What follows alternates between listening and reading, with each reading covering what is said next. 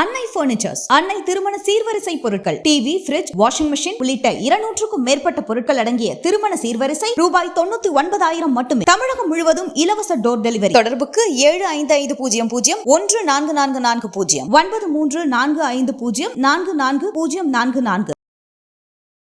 அனைவருக்கும் வணக்கம். தாவேகாவுடைய தேர்தல் மிக வகுப்பாளராக ஏற்கனவே ஜான் ஆரோக்கியசாமி, ஆதவ் அர்ஜுன் இருக்கிற சூழ்நிலையில பிரசாந்த் கிஷோர் 2 நாட்களாக தாவேகாவுடைய முக்கிய பொறுப்பாளர்களையும் தலைவர்களையும் சந்தித்து வருவது குறித்து நாம் தமிழர் கட்சியுடைய தலைமை சீமான்ட்ட பத்திரிகையாளர் கேள்வி கேட்கிறாங்க.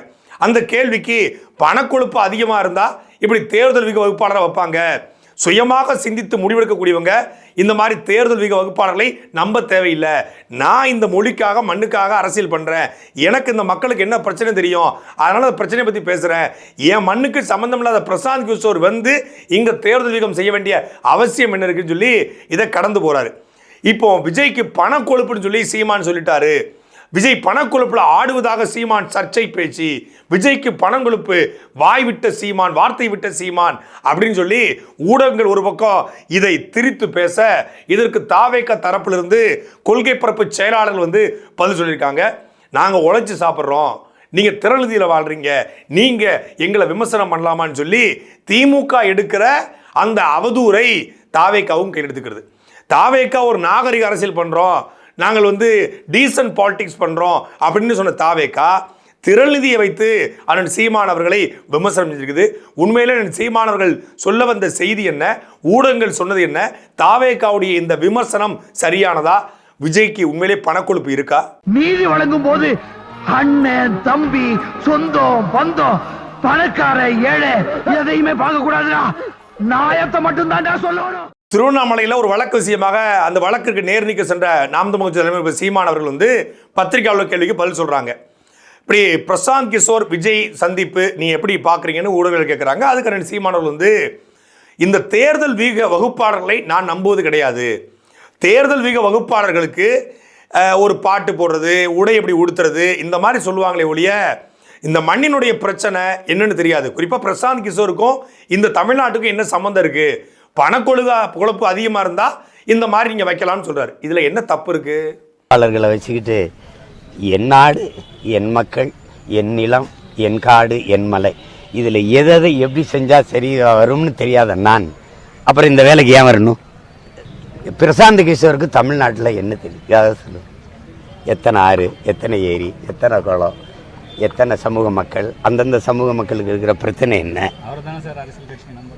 நீங்கள் உடலில் கொழுப்பு கேள்விப்பட்டிருப்பீங்க, பணக்கொழுப்பு கேள்விப்பட்டிருக்கீங்களா? இதை சொல்ல உங்களுக்கு வாய்க்கொழுப்பு அதிகம் அப்படின்னு சொல்லுவாங்க பார்த்தீங்களா? இந்த கொழுப்பு அதிகம், அந்த கொழுப்பு, அது மாதிரி பணக்கொழுப்பு அதிகமாக இருந்தால் இதெல்லாம் தேவைப்படும். அது நமக்கு அதை பற்றி பேசி இப்போ பிரசாந்த் கிஷோர் கடந்த திமுகவுக்கு 2021 பணி செய்வதற்கு 3000 கோடி ரூபாய் வாங்கினார். 3000 கோடி கலைஞர் கருணாநிதி கதை வசனம் எழுதி சம்பாதிச்ச காசா, இல்லை ஸ்டாலின் அவர்கள் ஏதாவது வேலை பார்த்து சம்பாதிச்ச, அவர் வாழ்க்கையில் வேலையை பார்த்து கிடையாது, வேலை பார்த்து சம்பாதிச்ச காசா, இல்லை உதயநிதி ஸ்டாலின் வந்து கார்மெண்ட்ஸ் வேலை பார்த்தாரு, படம் எடுத்தார், அதில் வந்து சம்பாதிச்ச காசா, வேறு என்ன காசு? இல்லை சன்சைன் பள்ளிக்கூடம், இல்லை எஸ்ஏவி ஸ்கூலு, இல்லை கனிமொழி நடத்தக்கூடிய ஏதாவது சாராய ஆலைகள், டிஆர்பி பாலுடைய சாராய ஆலைகள், இதுலேருந்து வந்த காசா? இல்லை. எந்த காசு? தமிழ்நாடு மக்கள்கிட்ட பல ஆண்டு காலமாக சுரண்டிய காசு, லஞ்சம், கலெக்ஷன், கரப்ஷன், கமிஷன்னு கொள்ளையடிச்ச காசு. அது இல்லாமல் லாட்ரி மார்டின் போன்ற பெரும் முதலாளிகள்கிட்ட, ஸ்டெர்லைட் ஆலைகள்கிட்ட, கனிமவள கொள்ளையர்கள்ட்ட, ஆற்றுமணல் கொள்ளையர்கிட்ட சம்பாதிச்ச காசை பிரசாந்த் கிஷோர் கொடுத்தாங்க. இது என்னது? பணக்கொழுப்பு. அப்போ பணக்கொழுப்புல திமுக 3000 கோடியை கொடுத்து பிரசாந்த் கிஷோரை அழைச்சிட்டு வந்துச்சு. பிரசாந்த் கிஷோர் உள்ள வரார் அப்படின்னா குறைந்தபட்சம் 3000 கோடி ரூபா, அதாவது அந்த ப்ராஜெக்ட்டுக்கு 3000 கோடி ரூபா. இப்போ அன்னைக்கு 3000 கோடி, இன்னைக்கு அவர் வந்து முழுமையாக தேர்தல் வீக வகுப்பாளராக இல்லை, அவர் ஒரு பார்ட் டைம் அசைன்மெண்ட்டாக போட்டிருக்காரு, இது ஜஸ்ட் ஒரு அட்வைசர் தான் அப்படின்னாலும் கூட மினிமம் அவருக்கு 500 கோடி ரூபாய் தேவைப்படும். இந்த 500 கோடி ரூபாய் விஜய் சம்பாதிச்ச காசுலேருந்து கொடுக்க போறாரா அப்படின்னா இல்லை. லாட்ரி மூலமாக ஏழை எளிய மக்களை சுரண்டி, இன்னைக்கு தமிழ்நாட்டுக்குள்ளேயும் இந்த லாட்ரி மாட்டினுடைய லாட்ரிகள் மறைமுகமாக விற்பனை செய்யப்படுது. கேரளாவில், சிக்கிமில், பூட்டானில், நாகாலாந்தில் எளிய மக்கள், உழைக்கிற மக்கள், அடிபட்ட மக்கள், வறுமை கோட்டு கீழ் இருக்க மக்கள், அது இல்லாமல் இந்த ஆன்லைன் ரம்மி மூலியமாக எக்கச்சக்கமான இளைய தலைமுறை நாசமாக்கி அவங்கிருந்து பறிச்ச காசை வச்சு அதுல வர்ற பணத்தை தான் தன்னுடைய மருமகனா இருக்கக்கூடிய ஆதவ் அர்ஜுனுக்கு கொடுத்து அவர் திமுக எம்பி சீட் வாங்க பார்த்தாரு, திமுக கொடுக்கல.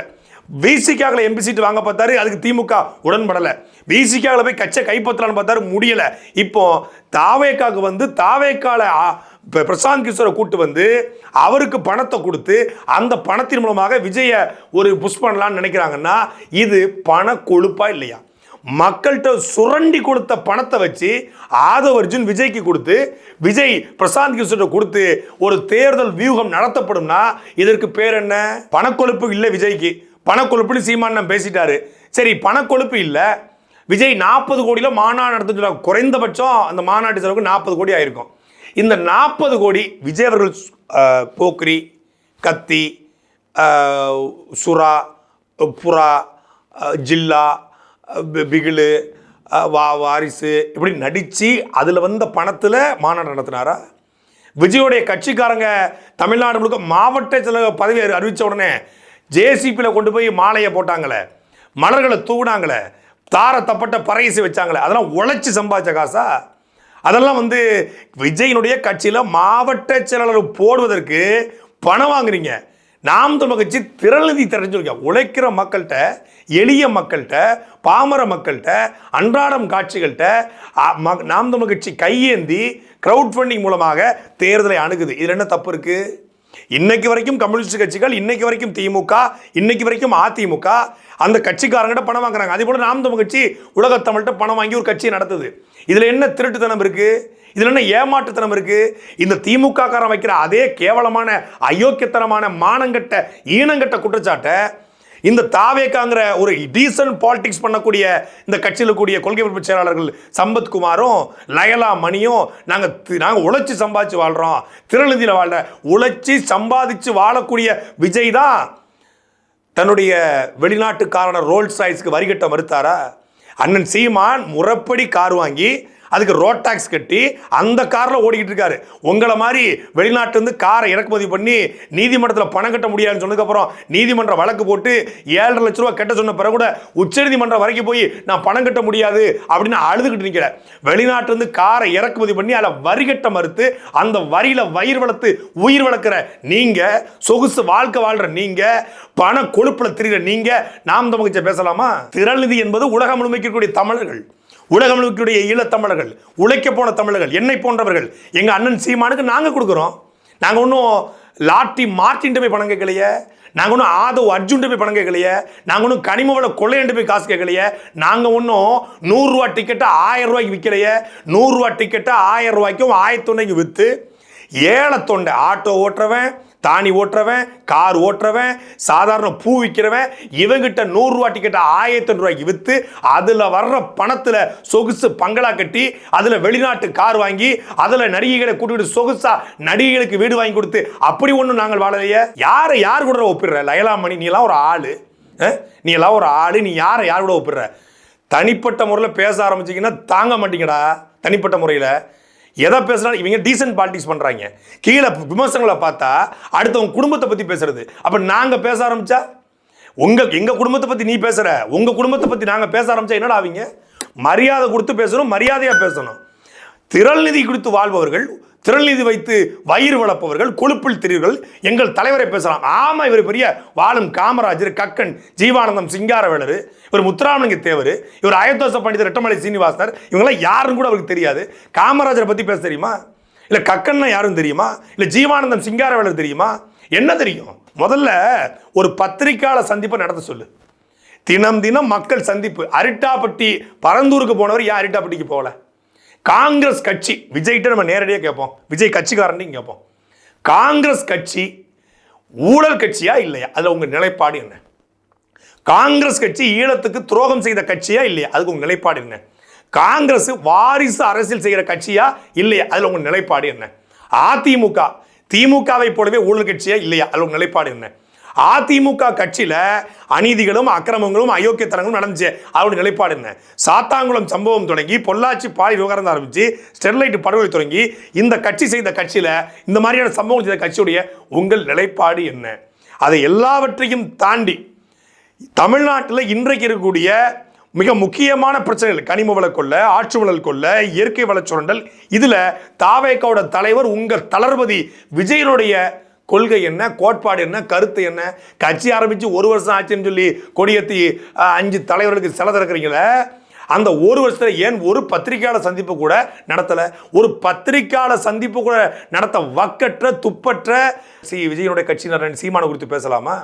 தினம் தினம் மக்கள் களத்தில் மக்கள் பிரச்சனையை பேசி ஜனநாயகத்துக்காக போராடி கொண்டிருக்கிற தேர்தல் அரசியல்ல ஒரு எல்லா இடைத்தேர்தலையும் போடி போட்டு திமுகவுடைய அயோக்கியத்தனங்களையும் அநீதிகளையும் அடக்குமுறையை எதிர்த்து மக்கள் களத்தில் நிற்கிற அண்ணன் சீமானவர் குறித்து நீங்கள் விமர்சனம் செய்யலாமா? திமுகவை போலவே பிரசாந்த் கிஷோரை கூட்டு வரீங்க, திமுக போலவே ஆதவர்ஜனை கூட்டு வரீங்க, திமுக போலவே ஜானரகேசரை கூட்டு வரீங்க, திமுக போலவே தனி மனித விமர்சனம் செய்றீங்க, திமுக போலவே அவதூறு பரப்புறீங்க, திமுக போலவே ஆபாசமா எழுதுறீங்க, திமுக போலவே அந்த பண்ணையார் அரசியலை பண்றீங்க.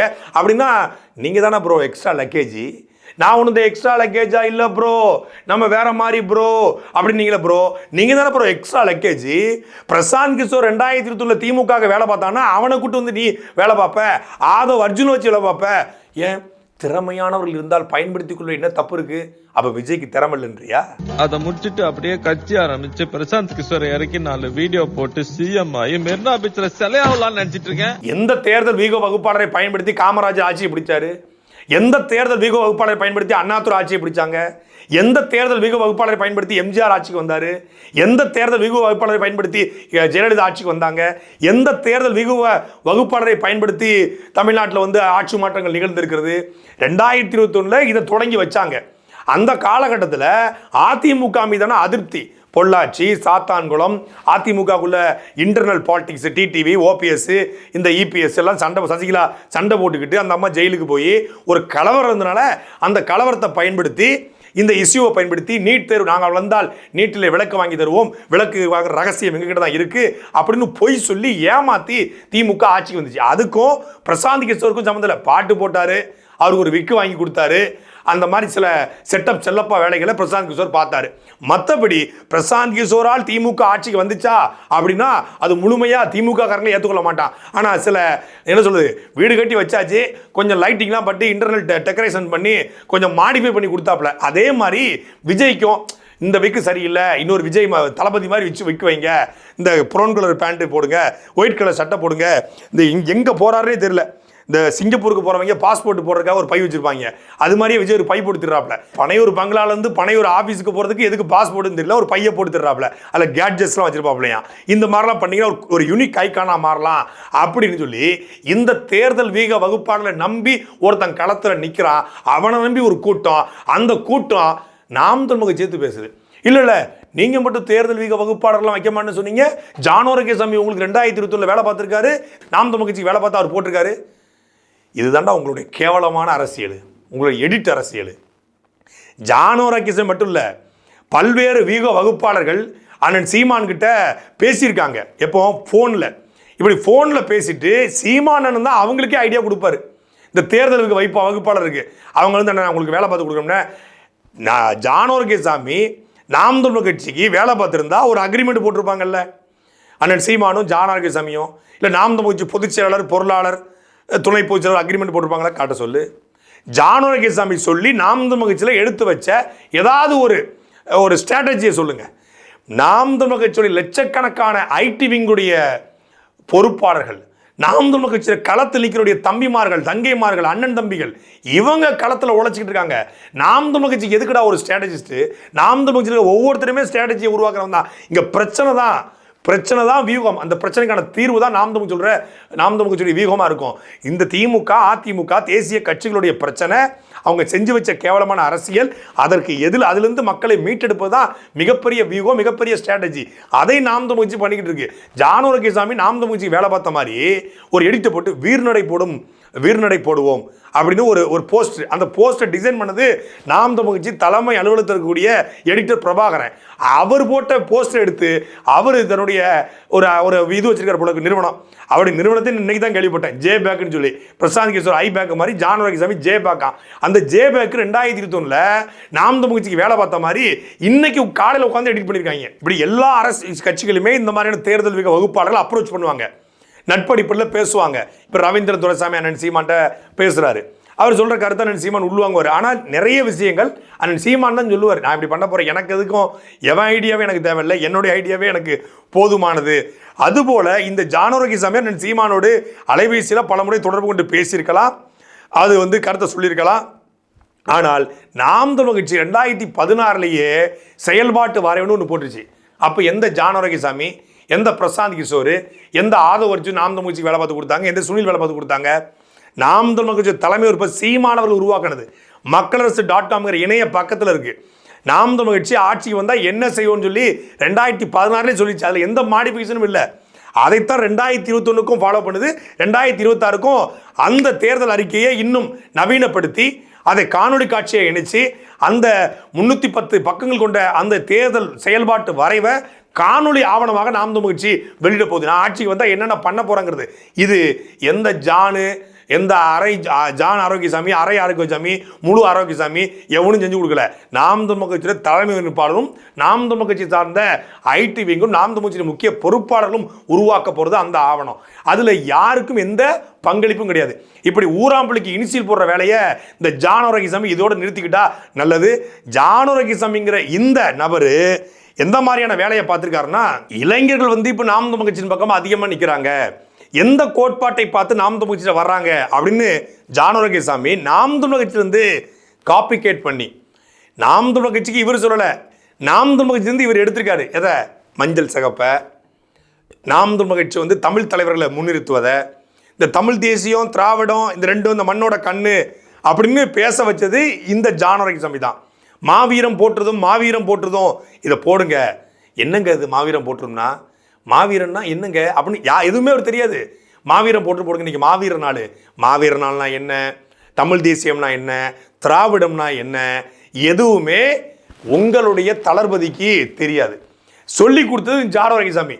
இந்த மாதிரி நாம் தமிழர் கட்சியில தான் இவர் காப்பி கேட் பண்ணி விஜய்க்கு 4-5 ஐடியாக்களை கொடுத்துருக்காரு ஒழிய, இவர் ஐடியா கொடுத்து நாம் தமிழர் கட்சி ரன் பண்ற மாதிரி இப்போ திடீர்னு இன்னைக்கு விஜய் அவர்களை அண்ணன் சீமான் அட்டாக் பண்ண உடனே, பிரசாந்த் கிஷோர் இந்த வீக வகுப்பாளர்களை அட்டாக் பண்ண உடனே, ஆகா நம்மளுடைய பொழப்புல சீமான் மண்ணலி பட பார்க்குறாரு, நம்ம விஜய்கிட்ட இருந்து ஆட்டையை போட்டு இந்த மங்காத்தா படத்து கிளைமாக்ஸில் அர்ஜுனும் அஜித்தும் 2 பொட்டி தூக்கிட்டு போவாங்கல்ல, அது மாதிரி ஜான் ஆரோக்கியசாமியும் ஆதவ் அர்ஜுன் 2 பொட்டியை தூக்கிட்டு போக போகிறாங்க.